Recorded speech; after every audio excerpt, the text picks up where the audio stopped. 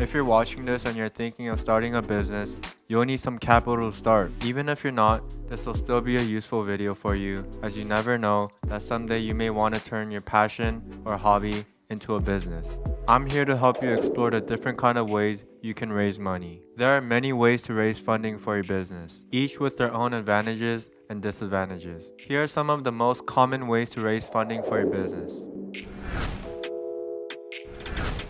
Using your own savings is the most common way to start a business. It doesn't require any additional funding, but it may limit the amount of money you have to invest in your business. I recommend using other forms of funding in addition to using your own savings, because to be honest, you'll probably never have enough money. It's safe to have 3 to 6 months of cash reserves just in case of any situational or operational expenses that may arise. It's also a good idea to look for additional funding. Another reason why it's so common to use your savings is that it's not a good look to have nothing invested into your own business, because your friends and family or other investors will think, does he not believe in his own business? Why isn't he investing any of his own money? You know what?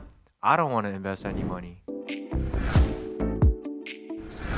You can raise funds from friends and family by asking them to invest in your business. This can be a good option for small amounts of capital, but it can also put a strain on personal relationships if the business does not succeed. This concept could be quite controversial for some people, and there's a lot of those stories where a debt or a loan hasn't been repaid from a family member and had totally demolished and severed the relationship. My personal stance is that if you're being transparent about the money and how it's going to be used, and also inform the lender of all the risks involved, there shouldn't be any unexpected outcomes. Money invested should always be money that you're willing to lose, not anything that you really depend on. And to me, investing in someone should be looked in a similar way of placing a bet. It isn't a 100% chance of success, because if it was, you let me know, right? Crowdfunding is a method of raising money from a large group of people, typically via the internet. There are several crowdfunding platforms available, such as Kickstarter, Indiegogo, and GoFundMe, that allows individuals and businesses to raise funding from a large number of people. Banks and other financial institutions offer a variety of loans to businesses, including term loans, lines of credit, and SBA loans. However, these loans usually require a good credit score and a solid business plan. Having no previous business experience is also not a good look. So if you can, I'd recommend a business partner who's proficient at pitching bankers and investors.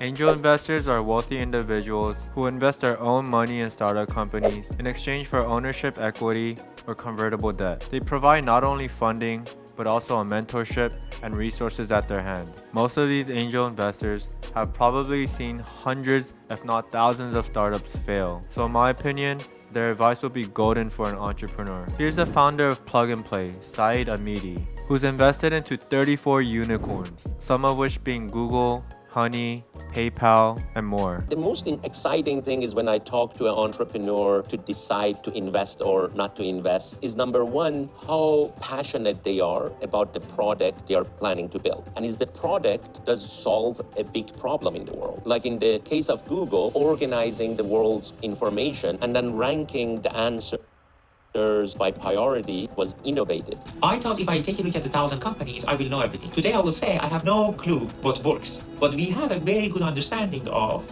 what is not going to work because we have seen the failures. And then we use those information and connection to help the entrepreneurs to not do the same mistake. He invested $50,000 into Honey and received $40 million. He also invested $100,000 into Dropbox and got $35 million back. And I take his experience to heart. Venture capital firms invest in businesses that have potential for high returns. They typically invest in businesses that are in their early stages of growth and that have a high potential for success, offering them a profitable and good investment return. Having a VC fund your startup has many advantages, such as substantial amount of funding, quicker growth, networking opportunities and support, and they'd be open to more risks. The disadvantages can be that they want too much control and ask for a significant percentage of your equity or returns. It can also be a long process lasting several months to years for them to conduct their due diligence and see if your business can be a suitable partnership for them and their LP investors. Incubators and accelerators provide mentorship, resources, and funding for startup companies. They typically focus on specific industries or stages of growth and may provide funding in exchange for equity or a percentage of future profits. Accelerators are typically for startups with a validated product and are fast-paced, suitable for startups ready to scale. Almost every accelerator wants a percentage of equity. For instance, Y Combinator and AngelPad both look for around 7%, and Techstars look for up to 10% equity. There are hundreds of US-based accelerators, and this graph shows a rise from 2005 to 2015, with 172 accelerators investing in US companies. With it being 2023 as of this recording, I'd imagine there to be a lot more, and I'm sure that if you had a good business, they'd be more than happy to invest. On the other hand, incubators are more open-ended and slower paced than accelerators, but they also don't offer capital and require less equity, so it's a trade-off. If your company is in its early stage, then an incubator might be a better fit. Government grants are funds provided by government agencies to businesses or organizations that meet certain criteria. These grants can be used to cover expenses such as research and development, equipment, and training. Also check out my page for videos all about SBA loans and business loans. I'll provide a link for them as well.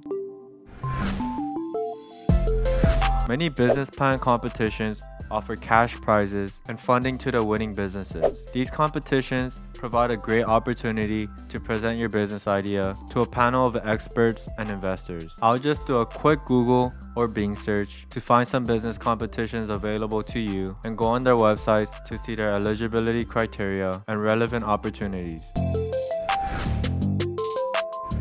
Online lending platforms such as Cabbage, OnDeck, and Lending Club offer loans to small businesses. They use an online application process and can provide funding in as little as 24 hours. There you have it. That's 10 ways to fund your business. I hope that you've learned something and found some insight from this video. Understand that each funding option has its own set of advantages and disadvantages, and that the best option for you and your business will depend on your specific circumstances, the stage of your business, and your goals. Also keep in mind that obtaining funding can be a lengthy process and that you should have a solid business plan before seeking funding. Also be aware of any legal or financial responsibilities and liabilities that come with obtaining funding, and to consult with a legal or financial advisor before making any decisions. Unlike all of these other YouTubers, I actually am not selling any courses or asking for any emails. All I ask for you to do is to like the video and subscribe to the channel to learn more about financial related topics. Before you go surfing onto that other video you're side-eyeing, I see you. Why not invest in your education and most importantly, yourself? And click on this video right here to see how you can get rich off of any of these unique side hustles.